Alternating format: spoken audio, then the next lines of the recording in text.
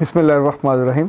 खातिन हज़रात अख्तर अब्बास का सलाम पहुँचे। रमना का मैदान, ये मलका एलिज़ाबेथ द्विम जो बरतानिया की बहुत बड़ी मलका थी, बड़ी काबिल एहतराम थी, वो पाकिस्तान के दौरे पे आईं और उन्हें पाकिस्तान के जो मुख्तलिफ़ बड़े शहर थे वो दिखाए जा रहे थे। हर जगह उनका इस्तकबाल किया जाता, एक बड़ी तादाद लोगों की जमा होती जो उनको सुनती, पूरा इस्तकबालिया होता, मुअज़्ज़ज़ लोग जमा होते। तो ढाका का जो रमना मैदान है, उस वक्त ये तकरीब वहाँ हो रही थी और जो ढाका का कमिश्नर था, ही वॉज़ द होस्ट। जो ढाका के कमिश्नर थे ये ICS ऑफिसर थे, वाहिद बख्श कादरी इनका नाम था और कमाल शानदार ऑफिसर थे। ये वो अहद था जब जनरल आज़म ख़ान वहाँ के गवर्नर थे और जनरल आज़म ख़ान का बहुत एहतराम किया जाता था। वाहिद बख्श कादरी के ज़िम्मे जब लगा कि आपने इंतज़ामात करने हैं तो पूरा टेंट, कुर्सियाँ, हर चीज़ का उन्होंने इंतज़ाम किया। तो मीटिंग में इन्होंने कहा कि उस दौरान नमाज़ मगरिब होगी तो उसका भी इंतज़ाम होना चाहिए। तो सभी लोगों ने बहुत माइंड किया कि नहीं, ये क्या बात हुई, मलका मेहमान है और उस वक्त, तो इसका मतलब हुआ कि नमाज ज़ाया हो जाएगी। मीटिंग ख़त्म हो गई, पर वाहिद बख्श कादरी ने अपने अमले से कहा कि फ़लाँ जगह पे सफ़ें बिछाई जाएं और वहाँ स्पीकर भी लगाया जाए। मलका पहुँच चुकी थी और धुनें बज रही थीं, सजिंदे बड़ी खूबसूरत धुनें फ़ज़ा में बखेर रहे थे। The people were there, everybody was focusing on the queen and suddenly what happened, शाम जो ही ढलने लगी और मगरिब का वक्त हुआ तो एक आवाज़ गूंजी और वो अज़ान की आवाज़ थी। और उसके बाद वाहिद बख्श कादरी और उनके कुछ दोस्त और कुछ लोगों में से उठे जाके उन्होंने नमाज मगरिब अदा की। इस दौरान मलका ने अपनी PA से कहा कि मेरी तरफ़ से इनसे माज़रत कीजिएगा, हमें इसका इल्म नहीं हो पाया कि हम उनकी नमाज की जो वैल्यू है हम उसमें हायल होने लगे। और ऐन उस लम्हे वाहिद बख्श कादरी वहाँ नमाज़ पढ़ते हुए आंसुओं से रो रहे थे कि ऐ अल्लाह, जो मेरे ज़िम्मे फ़र्ज़ था, जो मेरी ज़िंदगी में अहम तरीन था, तू और तेरी इबादत, और तेरी इस इबादत की पुकार को बुलंद करना, मैं उससे पीछे नहीं हटा। तू लोगों को और लोगों के दिलों को अपनी तरफ से ख़ुद फेरने वाला है, उनको कबूल करने वाला है। खातिन हज़रात, मलका कभी इस वाक़े को नहीं भूली। उसने ना सिर्फ बाद में वाहिद बख्श साहब का शुक्रिया अदा किया, बल्कि उन्होंने कहा कि अगर कहीं ये कोताही हो जाती तो कितने लोग इबादत से महरूम रह जाते। तो एक वैल्यू जिससे लोग समटाइम डर रहे होते हैं, ये दूसरों के दिलों में भी आपकी इज़्ज़त और इकराम बढ़ा देती है। सो ज़िंदगी में आप पाकिस्तान में हों, पाकिस्तान से बाहर हों, किसी यूनिवर्सिटी में पढ़ते हों, शादी के बाद अपने ससुराल गए हों, किसी अदारे में हों, जीने के लिए लोगों की खुशी दैट्स नॉट इम्पॉर्टेंट। जीने के लिए आपके अंदर की मजबूती दैट्स इम्पॉर्टेंट। ये आपको इज़्ज़त दिलाती है, ये आपको खुशी, सेटिस्फेक्शन और इत्मीनान दिलाती है। तो मर्ज़ी आपकी है, इत्मीनान के लिए जिएँ, खुशी के लिए जिएँ या लोगों को दिखावे के लिए जिएँ। जब जब आप अपनी विल के साथ, अपनी वैल्यूज़ के साथ जीते हैं तो आप वैल्यूएबल बन जाते हैं। So it's up to you, it's your decision. Make a decision to become a valuable person and make a decision to become a valueless person. खातिन हज़रात, ये जो वैल्यूज़ हैं यही मंजिल पे लेके जाती हैं, यही आपकी ज़िंदगी में रंग भरती हैं और यही आपको मुमय्यज़ और मुमताज़ करती हैं। देखिए, लाइक वैल्यूज़ आप तय करने अगर बैठें तो एक वैल्यू ये भी तो हो सकती है कि आप ज़िंदगी भर कहें कि I would be a sincere person. मेरी डीलिंग अपनी बीवी से हो, अपने बच्चों से हो, अपने मातहत अमले से हो, तो मैं हमेशा सिंसेरिटी के साथ, इंसाफ के साथ उनके काम करूँगा। नंबर 2, आप तय कर सकते हैं कि I would be kind enough. मैं हमेशा लोगों को साथ सख्ती नहीं करूँगा, ज़ुबान को सख्त नहीं करूँगा। चूँकि रब ने नरम रखी है तो मेरे लफ्ज़ भी नरम होंगे, मेरा रवैया भी नरम होगा। और मैं देखें, इसके पीछे भी एक दलील है। अल्लाह के रसूल ने कहा, जो जिसको नरमी दी गई उसको जन्नत अता कर दी गई, और जो नरम है, जो अखलाक वाला है, उस पर आग हराम है और वो आग पे हराम है। तो सॉफ्ट होना और काइंड होना ये हमेशा एक बड़ी तगड़ी वैल्यू होना चाहिए। तीसरी वैल्यू, आप अपने लिए सोच सकते हैं कि मैं हमेशा बड़ा अफसर बनूँ, छोटा अफसर बनूँ, हमेशा लर्न करूँगा। जो कॉन्टिन्यूस लर्निंग है, ये आपकी तीसरी वैल्यू हो सकती है। चौथा, आप ये सोच सकते हैं कि हमेशा मैं फॉरगिव करूँगा।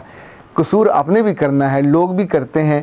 जो कसूरों के साथ लटक जाते हैं, गलतियों के साथ लटक जाते हैं, उस पर माजरत नहीं करते, फॉरगिव नहीं करते, वो मारे जाते हैं, हमेशा स्ट्रेस में जाते हैं, हमेशा एंग्जाइटी का शिकार होते हैं और बिलाखिर पागल बन के डॉक्टरों के स्पुर्द होते हैं। सो याद रखिएगा, अगर आपकी वैल्यू फॉरगिव करना है तो आप अपने अजीज़ों को भी फॉरगिव करेंगे, अपने आप को भी फॉरगिव करेंगे। देखिए, जो फॉरगिवनेस है ये मेरे रब को बहुत नापसंद है। वो खुद फॉरगिव करता है, ज़िंदगी भर फॉरगिव करता है, यानी पूरी ज़िंदगी आपकी गुजर जाती है और सिर्फ मरने के बाद वो जब दिन आना है, दिन ऑफ जजमेंट, उस रोज़ फैसला वो देता है। वरना अगर वो फॉरगिव ना करे तो रोज़ गलियों और मोहल्लों में हमको सज़ा मिल रही होती। सो अच्छा, कुछ अपने लिहाज से आप सोचते हैं कि मुझे बड़ों की इज़्ज़त करनी है, ये आपकी वैल्यू होगी। आप सोचते हैं कि मुझे अपनी हायरार्की में जहां आप काम करते हैं, अपने सुपर जिनको आप रिपोर्ट करते हैं, आप उनका रिगार्ड करेंगे, डर के नहीं करेंगे, दिखावे के लिए नहीं करेंगे, आपकी वैल्यू के तौर पे करते हैं। इसी तौर पे हमारे यहाँ दीन में यह हिदायत है कि जिसने छोटों पे शफ़क़त ना की वो हम में से नहीं। ये एक वईद है, धमकी है, सज़ा है। सो ये आपकी वैल्यू हो सकती है कि मैं ज़िंदगी भर अपने से छोटे मातहत अमले, अपने से छोटे बच्चे, अपने से ख़ानदान के लोग, अपने मर्तबे से छोटे, अपने से कम दौलत वाले लोग, कितने लोग से कैटेगरीज हो सकती हैं कि मैं हमेशा छोटों पे शफ़क़त करूँगा, उन्हें गुस्से से, बदतमीज़ी से, बदतहज़ीबी से डील या हैंडल नहीं करूँगा।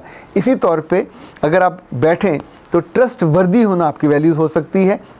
ट्रस्टवर्दी आम तौर पे बहुत कम लोग होते हैं, जो होते हैं वो 100/100, यानी उनकी लोग इंतज़ार करते हैं।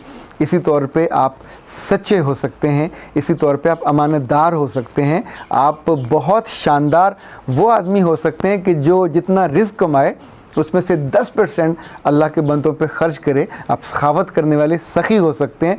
सो जो आप अपने लिए मुतय्यन करोगे, जो रंग मुतय्यन करोगे, जो साइज़ मुतय्यन करोगे, जो खूबी मुतय्यन करोगे, ये आपकी ज़िंदगी में आपका चेहरा बनता है और आपको पहचान भी दिलाता है, खुशी भी दिलाता है और ज़िंदगी के बाद भी आपको यादों में ताज़ा रखता है।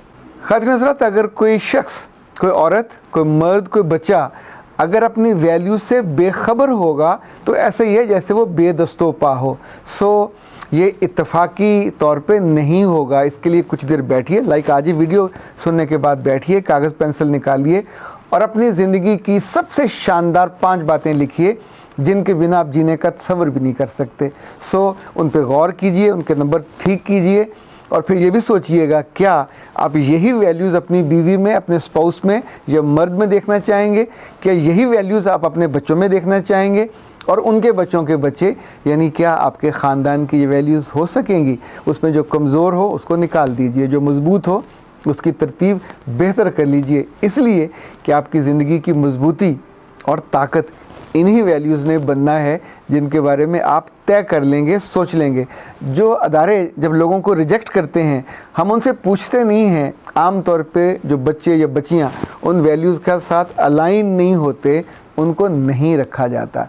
ये वैल्यूज़ आपके माथे पे लिखी होती हैं, ये आपकी आँखों में जीती हैं, ये आपके ख्वाबों में जीती हैं, ये आपके हाथों में भी जीती हैं।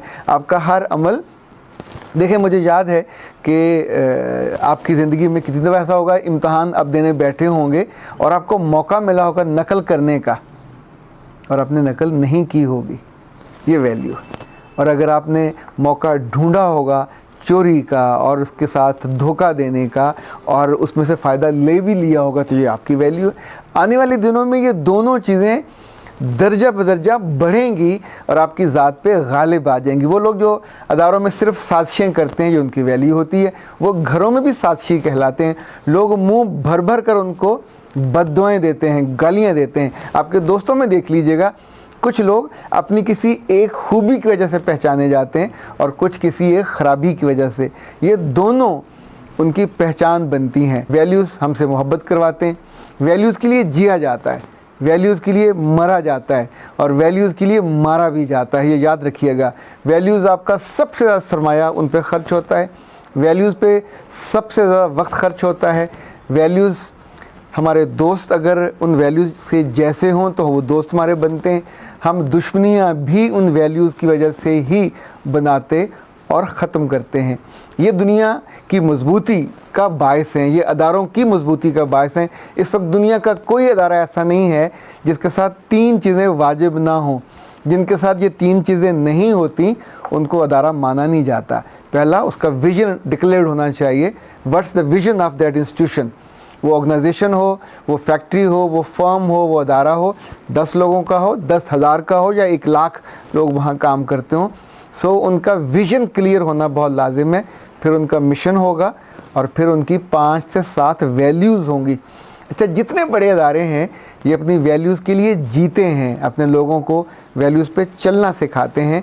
और मैंने अपनी ज़िंदगी में बहुत दफ़ा नोटिस किया है कि ये जो घरों के फसादात हैं, ये जो हमारी ज़िंदगी में लड़ाइयाँ हैं, ये जो हमारी ज़िंदगी में स्ट्रेस और टेंशन है, ये जो हमारी ज़िंदगी के दुख हैं, इसमें से मेजॉरिटी की वजह वैल्यूज़ का ना होना है। हम उस बात को जानते ही नहीं होते। हम ज़िंदगी जिए जाते हैं, हर चीज़ से लड़े जाते हैं, हर चीज़ के साथ हम जुड़े जाते हैं जो हमारी वैल्यूज़ के लिए नहीं बने होते। हमको उसका एहसास नहीं होता, पर जब जब हमें होता है तो हमें एक्स्ट्रा लगती है, वो हमसे अलाइन नहीं कर रही होती। सो ये जान लीजिए कि अगर आप ख़ानदान के सरबराह हैं तो अपने ख़ानदान की वैल्यूज़ को डिक्लेयर कीजिए, जिसको आप, आपकी बीवी और आपके बच्चे फॉलो करें। ये जो बाज़ ख़ानदान और बरादरियाँ कहती हैं कि इस ख़ानदानों में कभी कोई बुज़दिल पैदा नहीं होता, तो बहादुरी उनकी वैल्यू है। बाज़ ख़ानदान हैं वो बहुत मेहरबान, काइंड और सॉफ्ट होते हैं, ये उनकी वैल्यू है। बाज़ बहुत सखी होते हैं, वो मर जाते हैं पर उनकी सखावत को मौत नहीं आती। सो याद रखिएगा, अगर आपकी अच्छी वैल्यूज़ हैं तो उनको भी कभी मौत नहीं आती। वैल्यूज़ हमेशा ज़िंदा रहती हैं और अपने साथ मानने वालों को भी ज़िंदा रखती हैं। अख्तर अब्बास को इजाज़त दीजिए। अस्सलाम वालेकुम व रहमतुल्लाह।